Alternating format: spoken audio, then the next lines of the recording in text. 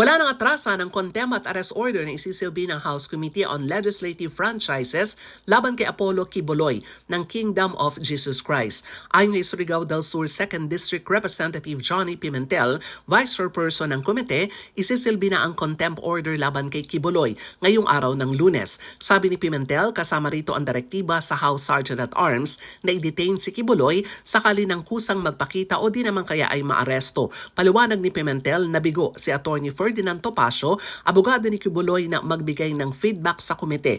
Patunay ang kanilang delaying tactics. Matatandaan, binigyan ng palugit na hanggang Biyernes noong nakaraang linggo si Attorney Topacio na may paugnayan sa kanyang kliyente kaya di muna isinilbi ang arrest order. Sa hearing noong March 12, pinatawan ng contempt at pinapaaresto na si Quiboloy dahil sa ilang beses na hindi pagsipot sa hearing ng Kamara. Ito ay sa paglabag umano sa prangkisa ng Suarez Sug Media Corporation na nagpapatakbo ng Sunshine Media Network International o SMNI. Para sa MBC TV Network News, ako si Milk Regunan. Sama-sama tayo, Pilipino.